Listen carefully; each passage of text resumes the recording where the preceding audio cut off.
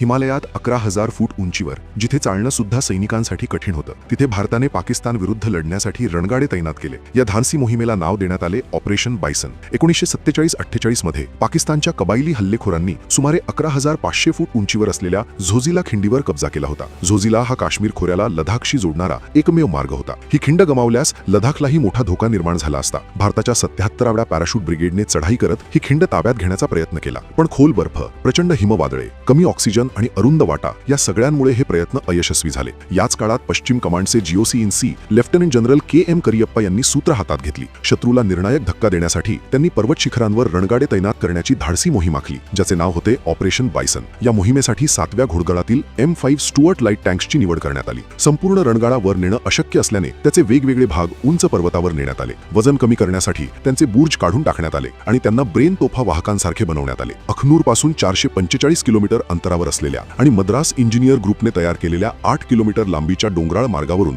हे रणगाडे रात्रीच्या अंधारात ओढत वर नेण्यात आले. त्यानंतर बाल्टाल जवळ झोजिलाच्या अगदी हद्दी हे रणगाडे पुन्हा जोडण्यात आले, जे जगातील सर्वाधिक उंचीवर लढाईत वापरलेले रणगाडे ठरले. 1 नोव्हेंबर 1948 रोजी भारतीय रणगाडे 11,000 फूट उंचीवर पोहोचत युद्धात उतरले. ही इतिहासातील सर्वात उंचावरील चिलखती लष्करी कारवाई होती. साहजिकच याचा परिणाम निर्णायक ठरला. या अनपेक्षित हल्ल्यामुळे पाकिस्तानी सैन्याची दाणादाण उडाली, कारण रणगाड्यांनी केलेल्या थेट हल्ल्यामुळे त्यांचे बंकर उद्ध्वस्त झाले. या मोहिमेत पाकिस्तानचे 54 सैनिक ठार झाले तर 91 जखमी झाले. त्यानंतर भारतीय पायदळ पुढे सरसावले. उंच शिखरांवर शोध मोहीम राबवून गुमरी बेसिन सुरक्षित करण्यात आले. काही आठवड्यातच भारतीय सैन्याने पाकिस्तानी कबायलांना द्रासच्या मार्गाने माघार घ्यायला भाग पाडले आणि लेहकडून पुढे येणाऱ्या भारतीय तुकड्यांशी संपर्क प्रस्थापित केला. अशा प्रकारे लडाखवरील भारताची पकड पुन्हा एकदा मजबूत झाली. ऑपरेशन बायसनने ही सिद्ध केलं की करियप्पांची ताकद फक्त नेतृत्वात नव्हती, तर त्यांच्या दूरदृष्टीत होती. त्यांनी भूभाग अचूक ओळखून शत्रूच्या मानसिकतेचा नेमका अंदाज बांधला आणि परिस्थितीची गरज ओळखून युद्धाचे नियम बदलण्याचे धाडस दाखवले.